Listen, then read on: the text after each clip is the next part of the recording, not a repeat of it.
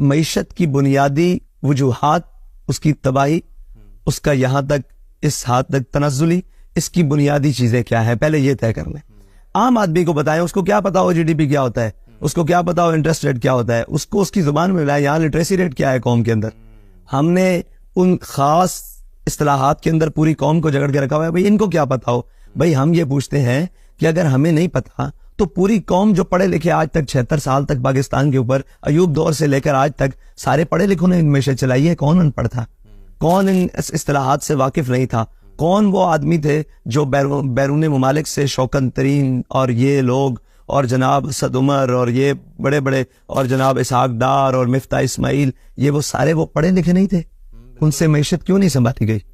मसला ये है कि हमारी मैशत का मसला वो चीजें नहीं है जो कौम के सामने हम घुमा घुमा कर बताते हैं। हमारी मैशत का मसला ये है कि हमने जिन बुनियादों के ऊपर अपनी मैशत चलाई हुई है वो बुनियादों के ऊपर रियासत, कौम और वतन नहीं चलते। वो बुनियाद है सूद की। सूद किसी और के लिए मुनाफा बख्श हो सकता है कि वो कलमा ना पढ़ता हो। हमने टेक्निकल वजूहात पर इस्लाम कबूल नहीं किया, ये बात तय है। हमने किसी इस्तिलाहात को देखकर इस्लाम कबूल नहीं किया। यानी साइंस ये कहती है इस्लाम के बारे में तो हम इस्लाम की ये बात मानते हैं, नहीं, हमने अल्लाह और उसके रसूल के अहकामात को माना है। ठीक है, अब हमारे लिए अहकामात पहला दर्जा है, टेक्निक सारी चीजें ये सानवी हैसियत है। तकनीक और साइंस और कोई भी चीज वो मैशत हो, उसके उसूल हो, वो अगर अहकामात से टकराते हैं तो हम अहकामात को मानेंगे, इसको नहीं मानेंगे। ठीक है जी, हम अहकामात की तरफ जाते हैं कि अल्लाह रसूल ने हुक्म दिया है कि अगर तुम सूद लोगे तो हमारे साथ जंग करोगे। ये सीधी सीधी बातें हैं। ये कौम को आप जैसे मर्जी घुमा 76 सालों से किया ये है। सवाल ये है कि अगर हमें मैशत का नहीं पता, जिनको आप कहते हैं पता है, जिनको बैरून ममालिक से पढ़ाया है, जिनको लेकर आए हैं, उन्होंने क्या किया है, क्या मैशत में बेहतर है? नहीं, आगे भी चलते हैं कि हम करेंगे क्या। देखिए, पहली बात यह है कि हम खसारे की तरफ आते हैं बजट का। पाकिस्तान के बजट में खसारा कितना है? 4,500 अरब रुपया। ठीक है जी, उस 4,500 अरब के लिए पाकिस्तान के अंदर जितनी अशराफिया है, जितनी बड़ी जनाब लोग हैं जो दीवारों के अंदर रहते हैं, कौम की बात नहीं कर रहा, कौम तो मुल्क के अंदर रहते हैं, कुछ लोग हैं जो दीवारों के अंदर रहते हैं, जिन्होंने मुल्क के अंदर मुल्क बनाया हुआ है। और जिन लोगों ने, मुराद एस्टेब्लिशमेंट नहीं है, मुराद वो अशराफिया भी है, उसमें एस्टेब्लिशमेंट भी आती है, उसमें ब्यूरोक्रेसी भी आती है, उसमें वो सारी चीजें आती हैं, जिन्होंने अपना एक अलग स्टेटस पूरी कौम के अंदर बनाया हुआ है। मुझे ये बताएं कि एक तरफ आबादी है 10 लाख की और एक तरफ आबादी है 2 लाख की। 10 लाख की आबादी को बिजली मुयस्सर नहीं है, 2 लाख की आबादी की लोड शेडिंग ही नहीं होती, ये क्या तरीकाकार दुरुस्त है कौम के साथ? 10 लाख का रेवेन्यू इकट्ठा करके 2 लाख की आबादी के लिए पुल, सड़कें तामीर, बिजली, गैस, नाला, सीवरेज, सारा कुछ तामीर होता है और 10 लाख को पूछा भी नहीं जाता। ये बुनियादी उसूल है भाई, ये कोई साइंस नहीं है।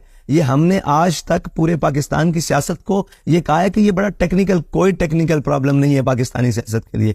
कौन, देखें, मुझे ये बताएं कि अगर एक गरीब आदमी टैक्स चोरी करता है तो उसका टैक्स 10 रुपए, 100 रुपए, 1000 रुपए बनता है, और पाकिस्तान के कितने अमीर आदमी हैं जो टैक्स चोरी करते हैं, उनका वो तमाम गरीबों से ज्यादा टैक्स चोरी होता है। ठीक है, तो ये मुझे बताएं, ये सारी चीजें हैं। कौम तब तामीर होगी कि जब दयानत और सच्चाई की बुनियाद पर सियासत होगी। झूठ और बददयांती की बुनियाद पर चलने वाली सियासत का वही हाल होगा जो 76 साल में हुआ है हमारे पाकिस्तान के साथ। आप इन सबसे ये छीन लेंगे? नहीं, छीनने के लिए तो नहीं आए। देखिए, अक्सरियत राय का एहतराम, ठीक है, जमहूरियत है, बड़ी खूबसूरत बात की आपने कि अक्सरियत राय का एहतराम। अगर अक्सरियत राय ये समझती है कि ये लोग दुरुस्त है तो हम उस वक्त तक उनका एहतराम करेंगे कि अक्सरियत इनके साथ है। वो समझती है कि इन लोगों के पास नहीं। अगर अक्सरियत हमारे साथ हो गई तो फिर हम छीनेंगे नहीं, फिर हम वो उसूल वज़ा करके बताएंगे कि आपने यहाँ गलत किया। मुझे ये बताएं कि आप ये समझते हैं कि पाकिस्तान के अंदर तनख्वाहों के हिसाब से लिया जाए, मराद का एक हिसाब से लिया जाए, एक गरीब का बच्चा है जो सालाना 700 रुपये रोजाना की बुनियाद को ऑप्शनल वहाँ पे जिसको करना है वहाँ पे वाले में दीन भी बने।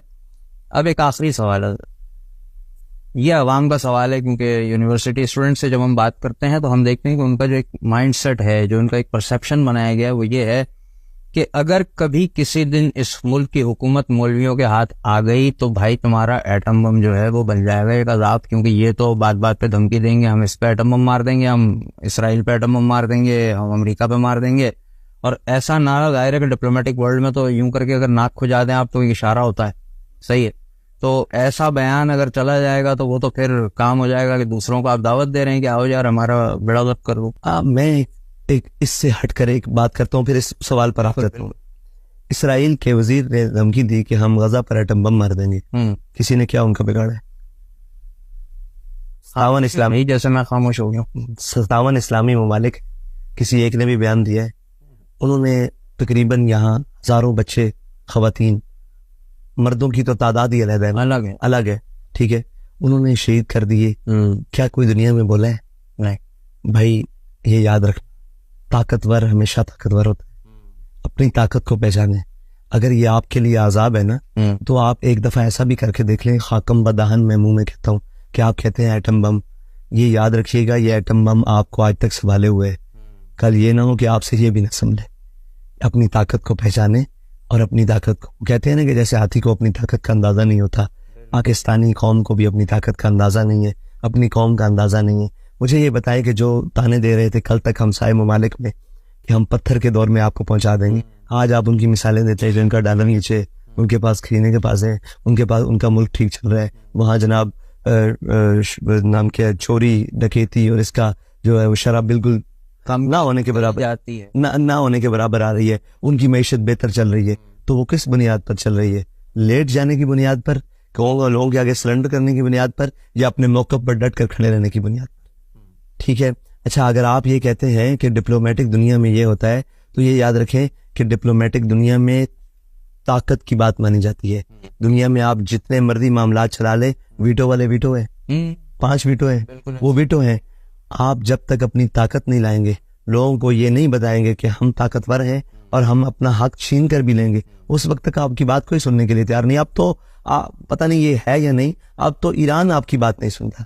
आप डिप्लोमेटिक दुनिया की कहाँ बात कर रहे हैं, वो ऊपर वाली जगह पे बात कर रहे हैं और कहते हैं कि मौलवियों के हाथ में एटम बम आ गया। तो यार 76 साल में आपके हाथ में है, आपने उससे ने आपकी हिफाजत करनी थी, आपसे उसकी हिफाजत नहीं हो रही। अब तो हमारे पास ये भी एक दफा प्रोग्राम चल चुका है कि इस एटमी प्रोग्राम को बैक रोल, ये प्रोग्राम IMF के उस शराइत में शामिल है, वो वजह करें ना करें। और IMF के साथ जो अभी 10 से 12 शिकों जो अभी पब्लिक नहीं हुई, वो जिस दिन हो गई, अल्लाह खैर कर देगा इस मुल्क की, तो बेहतर है, ठीक है। हम तो मरने, देखें, हम तो वो लोग नहीं है, इस दीनी तबका, उलमा तबका, मौलवी तबका, इस पाकिस्तान का वो दीनी और जनाब तबका, वो इस पाकिस्तान से भागा नहीं है।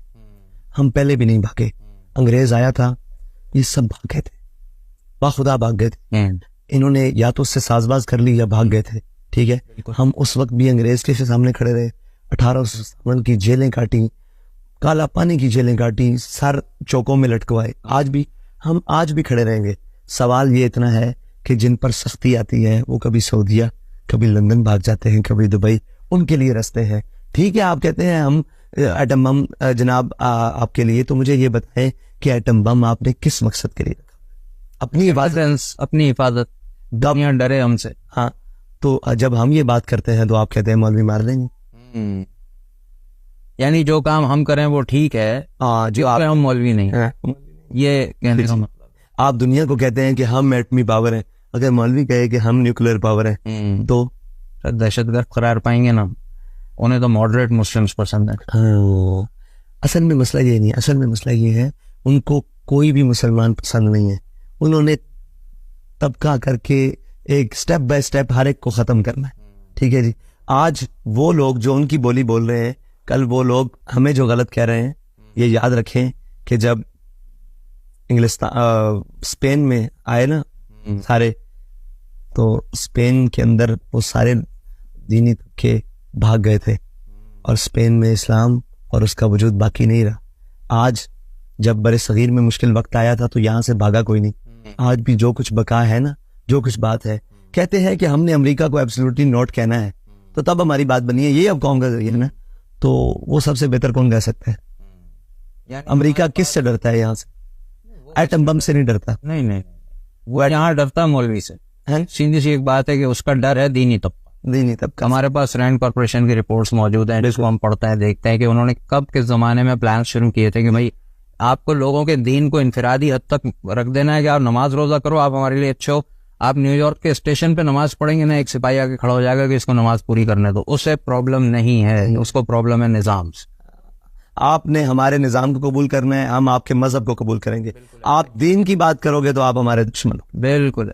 ठीक है, तो हम दीन की बात करते हैं और हम ये समझते हैं कि इकबाल ने कहा जुदा हो दीन सियासत से तो रह जाती है चंगेजी। सियासत से दीन जुदा हो जाए तो चंगेजी रह जाती है, और अगर दीन से सियासत जुदा हो जाए तो वो रहबानियत रह जाती है। ठीक है, ये लाजिम और मलजूम है। बेहद शुक्रिया। अल्लाह करे कि आपकी बातें लोगों तक पहुंचे और उनकी समझ में आए।